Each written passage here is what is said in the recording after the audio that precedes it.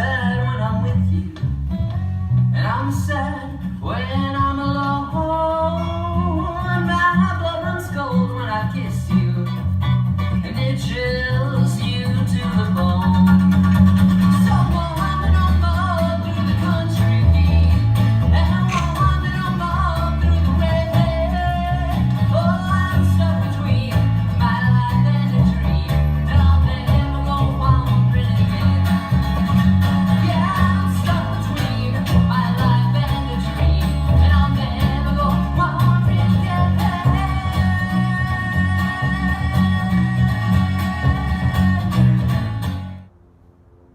Buongiorno. Thank you so much for joining me today, guys. This is Stoner Scribe here with another story to tell you guys. I gotta tell you, I know that my videos have had a bit of a low ebb recently. I know I haven't really been uploading too much, but do not fret at all, because that only if you ever see me not making videos for a short period of time, that only means that I'm working. I'm only bringing back more stories to bring you guys from this fucking wretched ass hotel.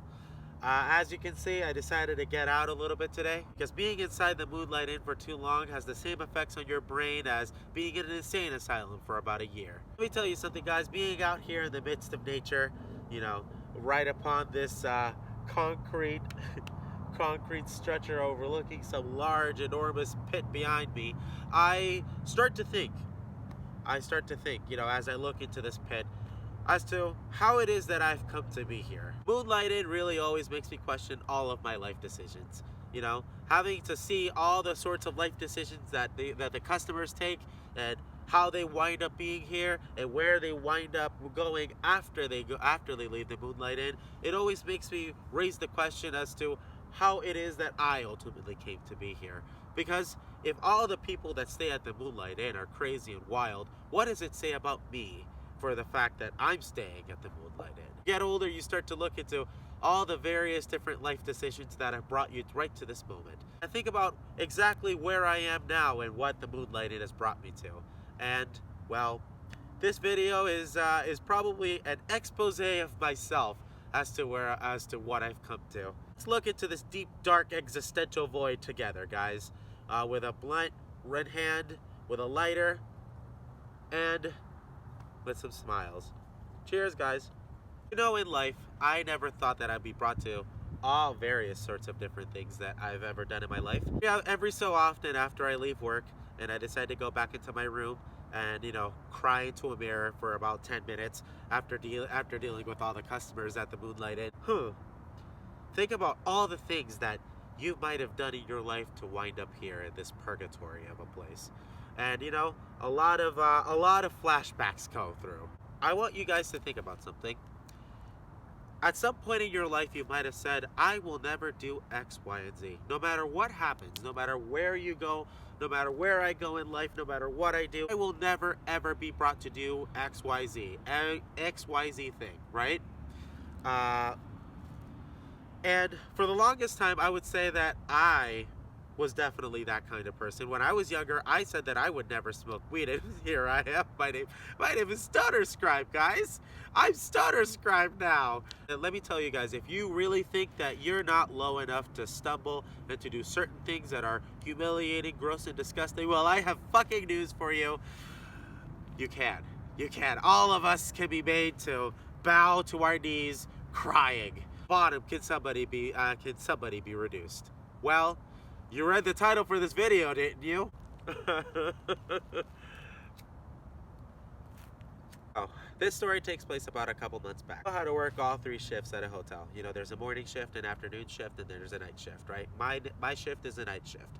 You know, every single shift always has its own certain little peculiar pieces of bullshit that it has to deal with, right?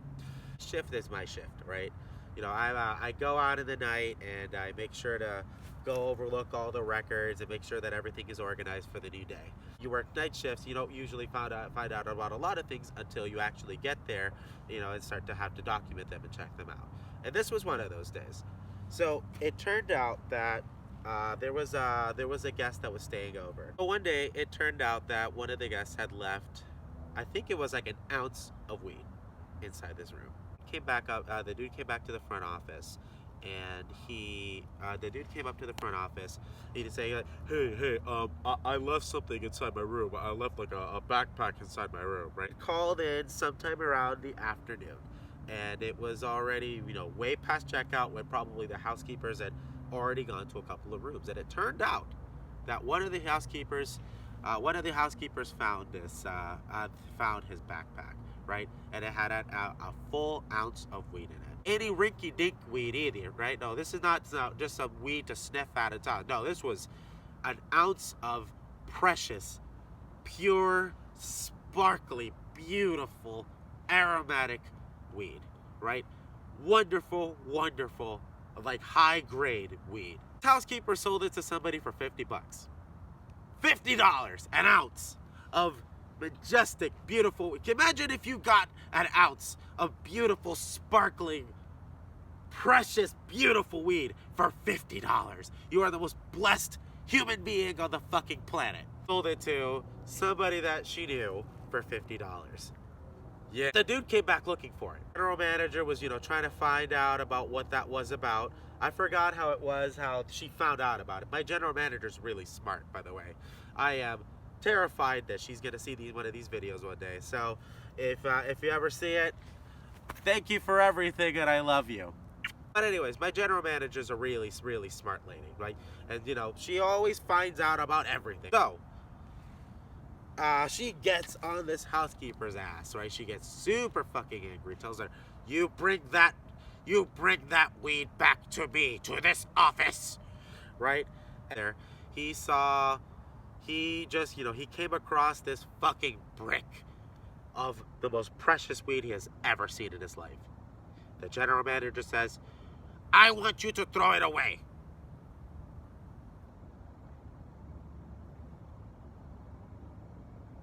I'm going to repeat this again.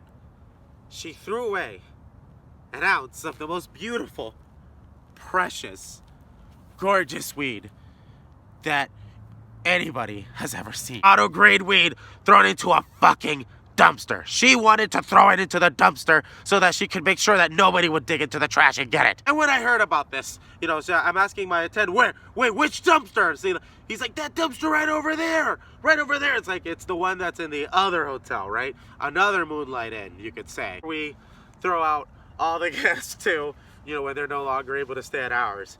It's the refugee camp. The refugee camp, right? So at the dumpster behind the refugee camp, that's where she threw it to. And I, the patron saint of marijuana, could not allow such a blasphemy to occur. No, I said, it's not gonna go down that way. That weed will be smoked and it will be placed into my lungs, or it will be placed into the lungs of somebody that I would sell it to. It burned, it has to be rolled, it has to be smoked, not thrown into a dumpster. Are you mad? I said, I'm going to go search this dumpster and save this ounce of weed. I'm telling my friend, he watched this front desk while I go look into this dumpster. My friend is like, you're really gonna go look into the dumpster, bro? I was like, yes. Ounce of beautiful, majestic weed will be thrown into a dumpster where homeless crackheads crawl around like lizards searching for food. Here I go. My friend is watching the desk while I reluctantly walk over toward the dumpster. Now, something you should know about the dumpsters of a hotel, especially in a crack-ridden hotel like the Moonlight Inn. The dumpster is the absolute worst place to be at the hotel, all right? People's bodies are found at dumpsters at hotels, okay? I think I heard that's happened at this hotel before, but I am trying to search for stories still. Going over toward the dumpster, right? There's like two little, it's like the dumpsters where that, that have like the two little slides on the side. I open up one of them. I'm peering inside. There's not a whole lot of trash. He gives you a very, very vague description of where this ounce is at, right? He says that they didn't just like toss the ounce in there. They put it in some kind of, they really wanted to make sure that nobody would be able to find this fucking ounce of weed. Nobody nobody. She put it, my general manager, god damn it. She put it inside like one of those like little takeout boxes. What he described it, he put it in like one of those little takeout boxes. He put it in like a little takeout box or something, and then she put it inside some like a trash bag and wound it up and tossed it inside, right? So nobody would be able to find it. God damn it, man. She's like, my general manager is like the fucking dragon guarding a treasure inside a mountain or some shit. And here I go, searching for it. I'm looking around. There's so many white bags in there, full of who knows what the fuck kind of trash these people create. You know, because I didn't step inside. I tried to just go as far into the opening as possible and dig through. There wasn't a lot of trash. For a while, I'm trying to think if if the trash truck had come through, but there's no way they could have gone through during that time, like at the time of day it happened. So I'm searching and searching and searching. I don't know if somebody found it before I did. I don't know if I don't know if I just wasn't looking for it hard enough, but I wasn't able to find it. No cheese for this mouse. I'm so sorry. The patron saint, could not save this ounce of weed, as hard as I tried. The whole story is just existentially devastating to me. Goodness, it's making me realize a lot of things about myself and the nature of the world around you. This is some very tragic poetry that's going on. I haven't even touched this blunt that much. You know, maybe I should toss it into the dumpster too. Really good to be making videos for you guys again. I'm so happy to be doing this again. Let me know what you guys thought.